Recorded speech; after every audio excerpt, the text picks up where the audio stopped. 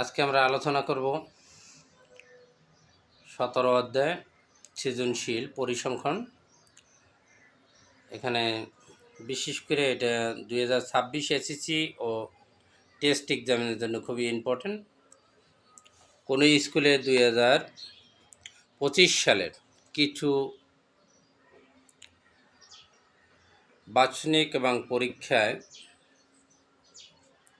70 জন শিক্ষার্থীর গণিত এবং বিষয়ে প্রাপ্ত নম্বরের গণসংখ্যা নিবেশন সারণী নিম্নরূপ। আমাদের এখানে শ্রেণীব্যক্তি দেওয়া আছে 55 থেকে 39, 40 থেকে 44, 45 থেকে 49, 50 থেকে 54, 55 থেকে 59, 60 থেকে 64, গণসংখ্যা 3, 10, 18, 25, 8, 16। তাহলে আমাদের এখানে প্রশ্ন বলছে ক নম্বরে, খেয়াল করেন, 2816 উপতত্ত্বের প্রচুরক আছে কি ব্যাখ্যা করো। তাহলে আমাদের প্রচুরক আছে কি এটা ব্যাখ্যা করে আমরা এখন প্রশ্নের সমাধানে যাব। তাহলে সমাধান করতেছি প্রশ্ন। আমরা এখন কি করব, তাহলে এই যে উপতত্ত্বের প্রচুরক আছে কি, তখন আমরা কি লিখব, কোনো উপতত্ত্বের যে সংখ্যা এবং সার্বত্রিক সংখ্যা, তাহলে লিখবো আমরা কি এখানে এটা ব্যাখ্যা করতে হবে। আমরা এখানে কনাং সমাধান করতেছি, কনাং লিখে দিচ্ছি।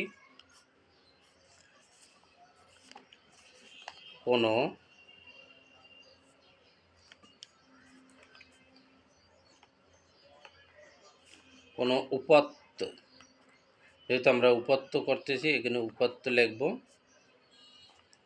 উপাত্তে যে সংখ্যা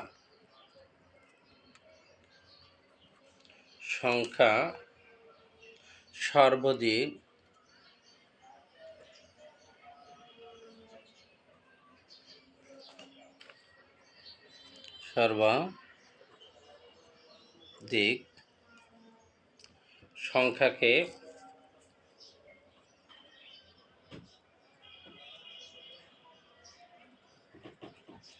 সংখ্যাকে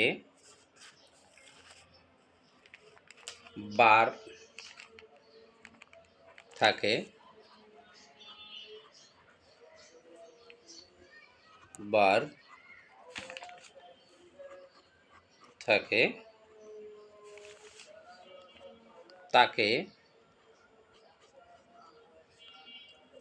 তাকে কি করতে হবে, ওই সংখ্যা দিয়ে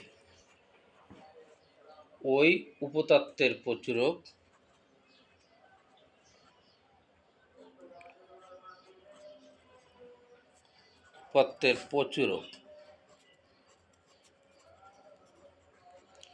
লিখতে হবে, উপতত্ত্বের প্রচুরক বলা হয়।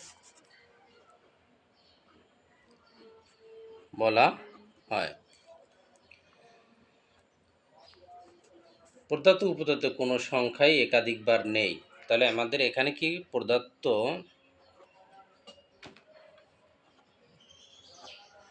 তো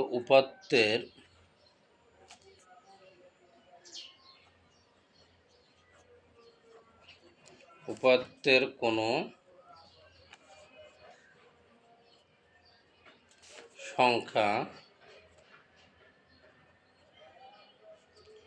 সংখ্যাই একাধিকবার নেই।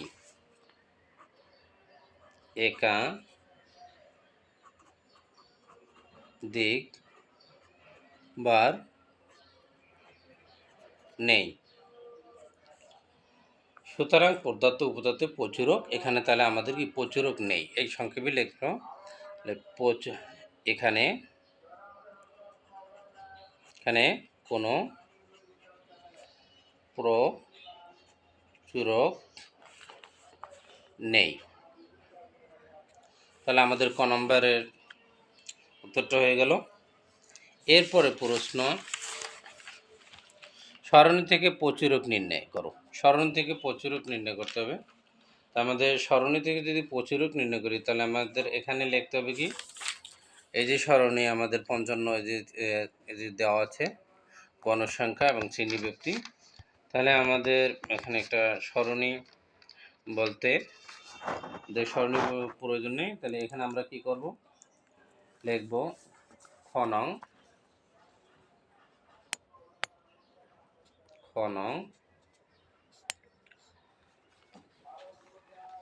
আমাদের সার্বদিক, এখানে গণসংখ্যা সার্বদিক আছে কত, 25, মানে সবচেয়ে বৃহত্তম। আমরা এই কথাটা লিখে দেব। এখানে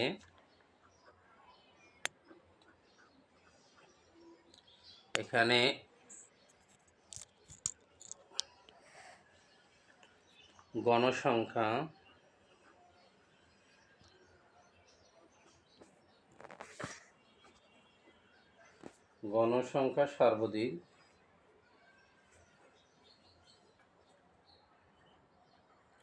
সার্বদিক 25 আছে।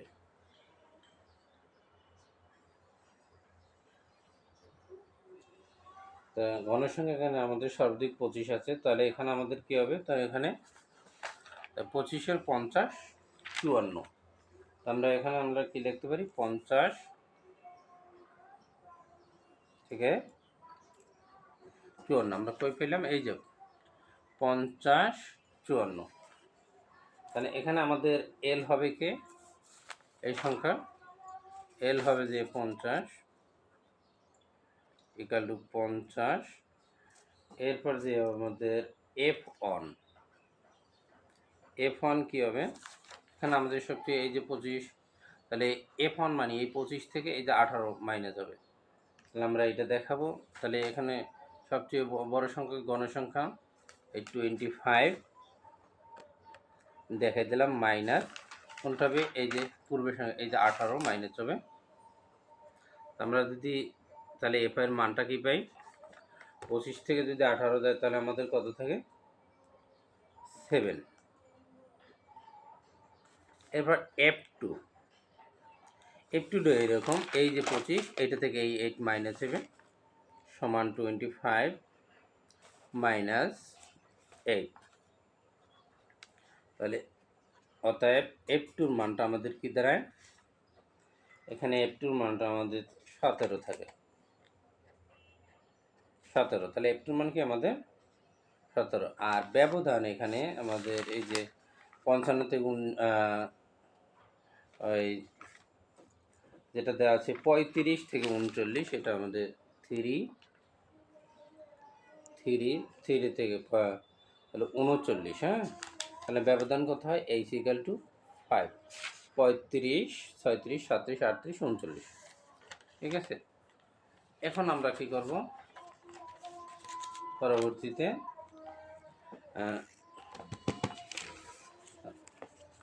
আমরা প্রচুরকের সূত্রটা লিখব।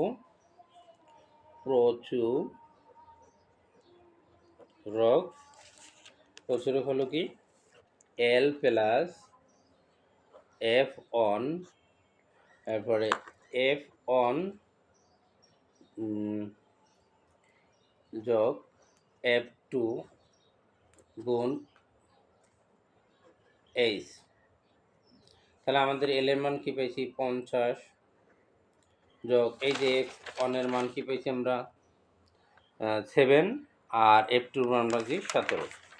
তাহলে F1 এর মান আমরা লিখব 7, এই F1 এর মান কত, 7 যোগ F2-র মান পেলাম আমরা 17 গুণ এইচ এর মান আমাদের কত, 5।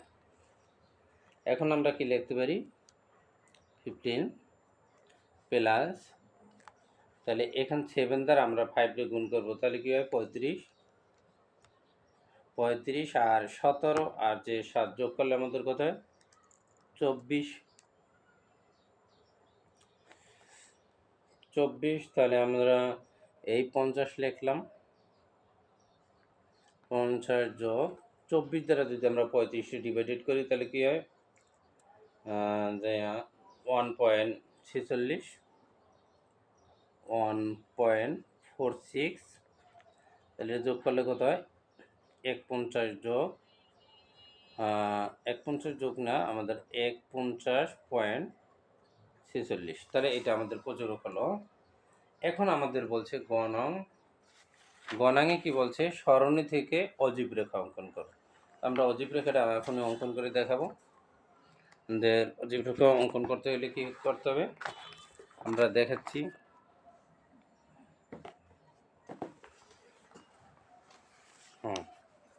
অজীব রেখা, তাহলে আমরা কি করব, একটা এই সরণি আট করে নিই।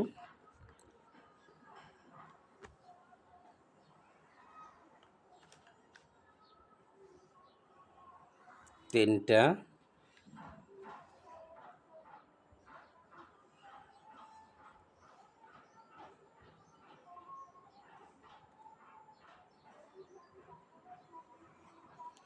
এরপরে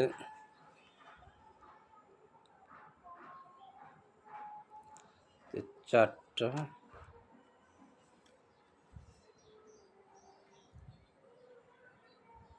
পাঁচটা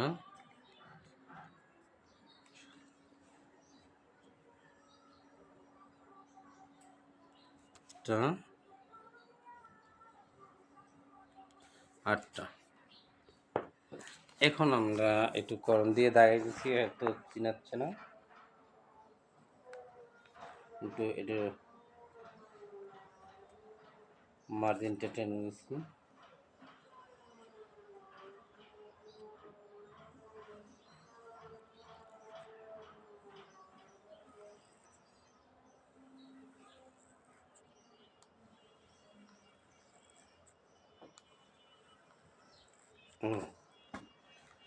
তাহলে আমাদের এই দাগটা দিয়ে দিলাম।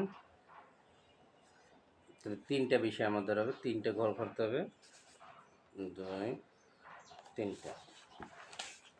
এখানে আমাদের এখন লিখতে হবে অজীব রেখা। আমরা যেটা আট করছি এটি লিখব অজীব রেখা। তো এখানে লিখতে হবে প্রাপ্ত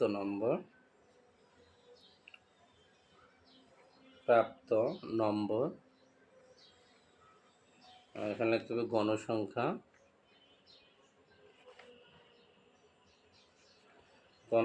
কর্মযোজিত গণসংখ্যা, ক্রমযোজিত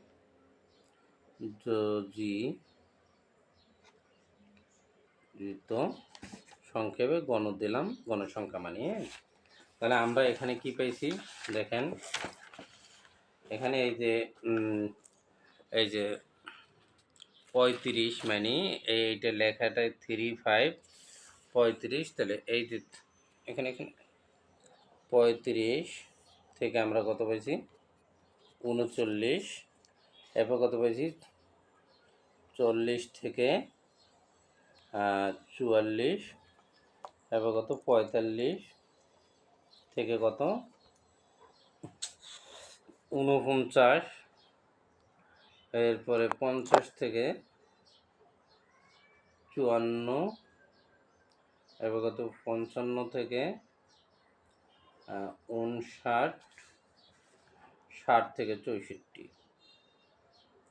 তাহলে আমাদের গণসংখ্যা কি, এইটা 35 থেকে 39 আমরা পাইছি 3, এরপর কত 10, এরপর কত 18, এরপর কত 25, তো 8, এরপর 6।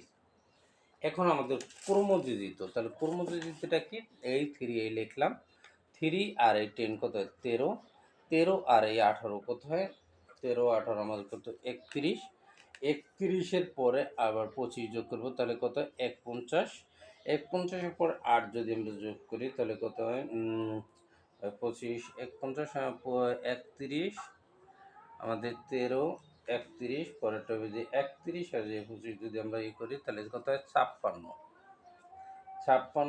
আর যে 8 যদি যোগ করি 64, এরপর যদি আমরা 6 যোগ করি 70। তাহলে হলো এখন আমাদের শেষ। তাহলে প্রাপ্ত নম্বর গণসংখ্যা কর্মযোজিত, তাহলে অজীব রেখা যদি অঙ্কন করতে হয় আমাদের খেয়াল রাখতে হবে প্রাপ্ত নম্বর গণসংখ্যা কর্মযোজিত গণসংখ্যা। এরপর এখন আমাদের এক্স অক্ষর বরাবর ছক প্রতি এক ঘরও ধরতে পারি আমরা, 2 ঘর শ্রেণী ব্যবধানে উচ্চ সীমা এক একক বা অ একক বরাবর ছক কাগজে আমাদের এটা আঁকে দিতে হবে। এরপর আপনারা ছক কাগজে এখানে আঁকে নেবেন। এখানে আমাদের যে এইটা আবার দেখাচ্ছি, এই কোনো উপতত্ত্ব আমাদের ওখানে ছিল না। এনে 35 থেকে 39 এখানে আমাদের 55 লেখা ছিল ভুলে। আপনারা একটু করে নেবেন এটা, তাহলে 35 এবং 39।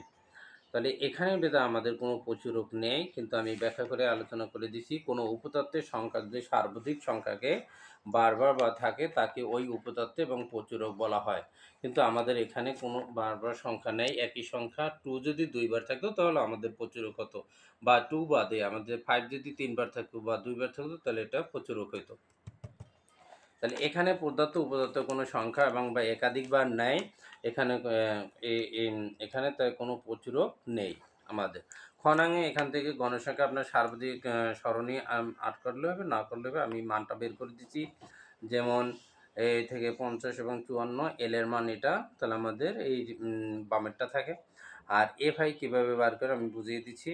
আপনারা এই অঙ্কটি বিশেষ করে একটু ভালো করে দেখবেন ভিডিওটা এবং করবেন ইনশাল্লাহ। আশা করি আমরা এই সামনে টেস্টে বা আসার মতো বা এসএসসিতে সামনে আপনাদের কামিয়াব হবেন। Thank you.